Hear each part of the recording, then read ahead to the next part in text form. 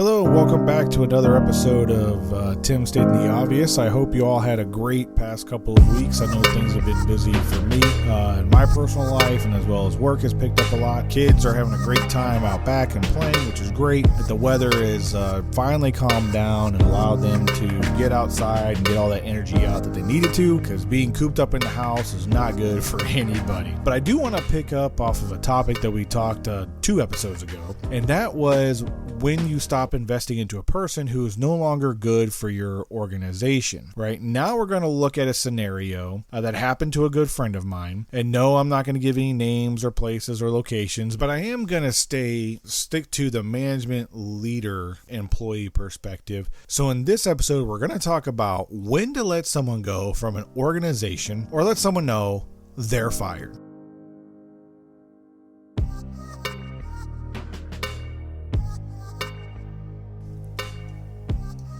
We're going to take a quick break from the topic to make a couple of announcements like we do in every single episode. So first, thank you for checking out this podcast. And for those of you who have subscribed to us either on Podbean, Apple iTunes, or on YouTube, I really appreciate you doing that. If you haven't done it, please click the little subscribe button. And if you're listening to us on YouTube, hit the subscribe button and the little alarm bell, so that way you know when we come out with new content, new episode for you to check it out. Also, if I could ask if you could please share this episode with 1 or 2 other people that you think might like it. That way we can stimulate ideas and share ideas across a professional workforce, which is what this podcast is about. Lastly, I want to thank you leaders out there for doing what you do on a daily basis, because it's hard. You got to make hard choices and hard decisions, but it's really a thankless job at times. And I just want you to know that it doesn't go unnoticed, and people do care even though they don't say anything. So thank you for doing what you do.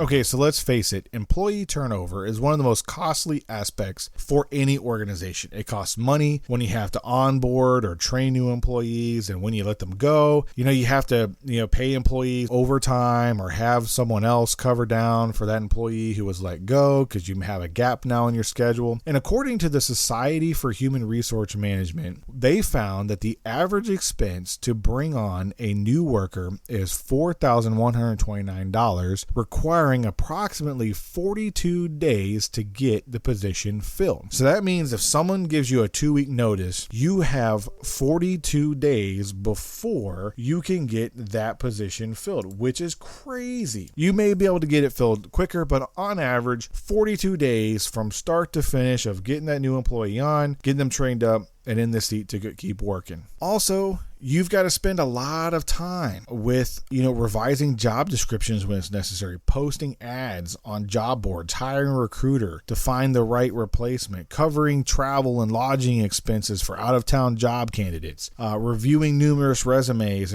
that you've received after posting the job. That's time-consuming. Determining which candidates to pursue and which ones not to pursue. Which talent management program do you have? How good is it? How much time, are you going to have to bring in promising candidates? Arranging interview schedules for both the candidate and your internal interview team. Meeting with the team to assess the most promising candidates to see if the people that you're going to pick are actually a good fit for that team. They may be great for the organization, but not so good for the team. Then you've got to train and onboarding, again, requiring time and effort from your current employees, as well as those that you have hired to onboard people if you're fortunate enough to be able to hire a human resource management team that can help onboard and bring people into the fold. And I believe that because of this and everything that we mentioned, managers tend to want to keep employees who are borderline toxic to teams and are forced to make the team work because of the challenges that we just talked about. Of course, if that employee crosses a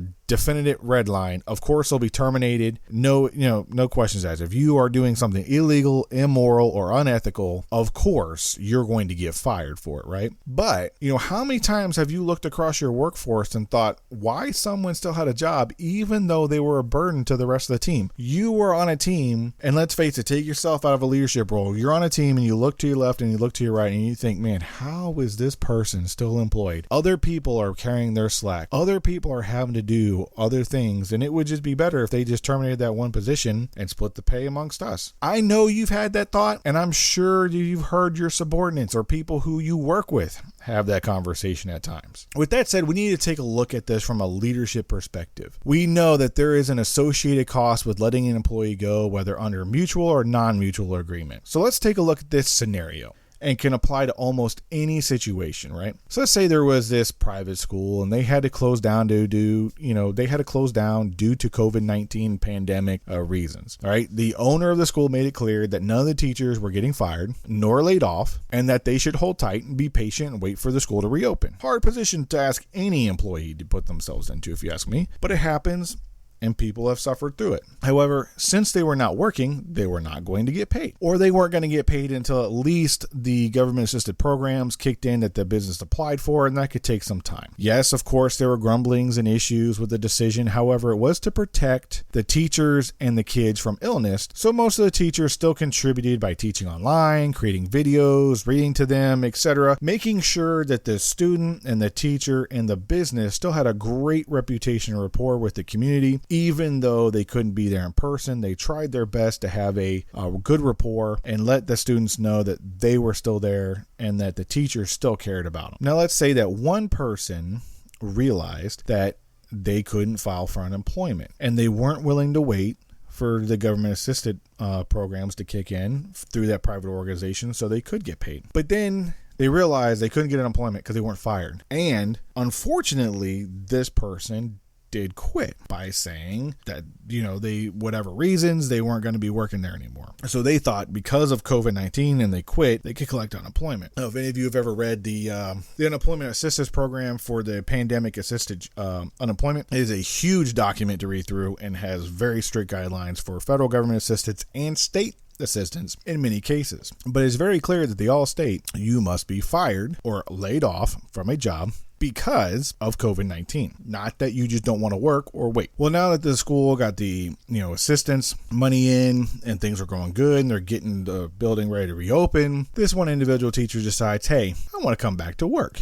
So what do you do now? You never fired the person. That person quit, and the rest of the team had contributed to the overall organization during the entire time of turmoil, and this one person did nothing, but they think that they can get their job back. What would you do if you were that leader? Would you let them back? Because you're short a teacher, they meet the qualifications, so it saves you the time and the effort of having to find a new job, repost it, redo everything, because you couldn't do anything during the COVID-19 because you didn't know when you could hire somebody back on. So you just kind of let let it run its course, and now you have this one teacher saying, hey, I want to come back. Now that you're going to be opening, pay me now. What do you do? Well, I'm not going to tell you exactly what you should do, but it's something to think about because I'm sure that scenarios come up in many organizations across the country and across the world, in fact. Just different countries view things a different way. But let's look at some facts, right? So this one person abandoned their team during a crisis, and then they're trying to put you in a position to say that, no, they can't come back to work, to say that, no, then you fired me because I want to come back to work. And then let's say you did let them come back to work. How would the other employees feel about all the hard work that they were putting in without pay? And then they decided, well, you know what? If you're not going to show any loyalty during a time of crisis to those who were contributing, I'm out. Now you got to find more teachers and more replacement employees because you've lost more, but you gained that one. So you gained one, but lost two more, or gained one or lost three more, depending on how they really, really feel about it. And maybe they just don't want to work for an organization that doesn't value them or give the appearance that they're not valued, even though they are. But because you let that one person back, now that there's an appearance that, hey, you don't really value those hard workers. So here are some signs of when to let an employee go. The first one is for cause, meaning theft or insubordination, the most obvious reason. Then you have failure to improve performance with a documented performance improvement plan. So what I mean by that is you have someone who's failing to meet their obligations of their duty description of their job, and they're not adhering to their level of performance that you expect of them, and you've told them this. And then you actually went to the effort of documenting a performance improvement plan of ways to help that person, an employee, improve their performance and get better and meet your expectations, yet they're still failing to do that. So that's another reason why you should let somebody go, because they're failing to improve their performance and it's affecting the overall team and organization. The third reason is they're just not a good fit. They don't fit in with the culture of the organization. They don't fit in the culture of the team, and they're more disruptive, and it's worse to keep them around than it is to let them go. They're not bad people. They're not ill performers. They're just not a good fit with the culture of the organization. I don't know about you, but I've had a couple jobs where I just did not fit in with the culture of the organization, and no matter how hard I tried to succeed, I just couldn't, because my values were different than the values of the organization of that, that I ascribed to. And because they were different, I just couldn't perform. And it's not that I was a bad person or I was a bad worker. We just weren't a good fit. So that's a good reason to let somebody go, and it's usually mutually agreed upon at that time anyway. 4 is they have bad workplace behavior. They're disruptive, disgruntled. They use bad language. They're, EO, equal opportunity discriminators. They sexually harass people or just harass people in general. They bully. They're just negative people to be around. So that's also another reason to let somebody go, because they obviously don't want to be there. And so why make other people suffer through that? The 5th reason to let people go is because they put their personal needs over the needs of an organization. And this one is hard, but also crucial in my opinion. And here's why. If you can't put your personal needs aside for the benefit of the organization that you're working for. Now, granted, what I mean by personal needs is you are all in agreement with your ethics, morals, and values. You're doing everything up and above and beyond, and everything is good, but you want personal gain more than you want organizational success. Those people will sabotage any team that they go on to because they're so driven by personal power and personal prestige and personal achievement, they can't get past individual organizational success. They have a hard time with realizing that individual success comes from organizational success and vice versa. You can't get organizational success without individual successes and multiple individual successes. So that's, in my opinion, the 5th reason to let somebody go is because they can't get over themselves. Now, given these signs and the scenario we talked about earlier, the evidence shows that this employee should not be allowed back.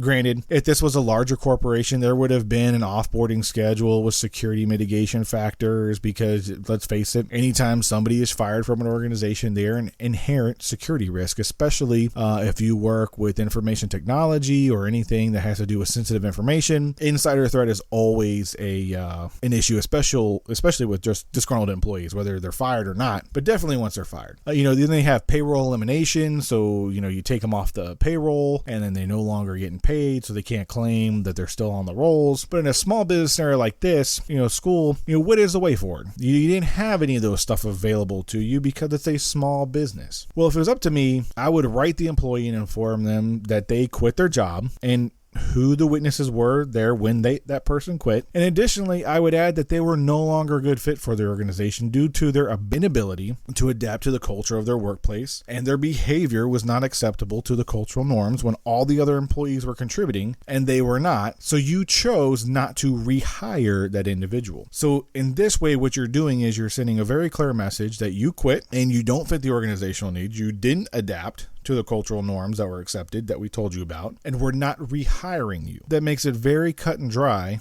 on the scenario. Now, in my opinion, it's better to let a toxic, negative person, underperforming employee go rather than burden the rest of the team and infect them with their mediocre performance and attitudes. Yeah, you're going to save some money. You're going to save some time by letting that person back because, let's face it, if you're running low on time and you got to fill a position, the person who was just saying that they quit, but they want to come back, even though it was probably an ill-fated and short-tempered and short-sighted statement, even though they still didn't contribute during the team, by letting that person back, you're going to lose more than just a couple of dollars and time. So that's just my, 2 cents on it. However, what is your opinion on it? What do you think should happen in a scenario like this? Should people allowed to become back after they quit and then they don't show any initiative, and then when things get better, they come back? What do you think is fair? I gave you my opinion. I really want to hear your opinion. I also want to thank you for listening to today's episode of Tim Stating the Obvious, where we talked about you're fired, when you should let somebody go from an organization when they don't fit in. But before we end, I'd like to ask a couple of things. Please subscribe, comment, share this podcast, and provide some feedback and help generate the discussion on this subject and on this scenario. If you haven't visited our Patreon site, I would love it if you'd stop there and check it out and see how you can be a part of the show and keep the content going. Every week I've got to delete stuff off the server to create more server space, and this way, if you contribute to keeping the content going, you can get access to all the historical archives, and you can get access to the previous shows, so you don't miss anything at all. Lastly, I'm very interested in hearing about your stories and your experiences to keep the discussion going. This whole show is about you and your experiences and what you think.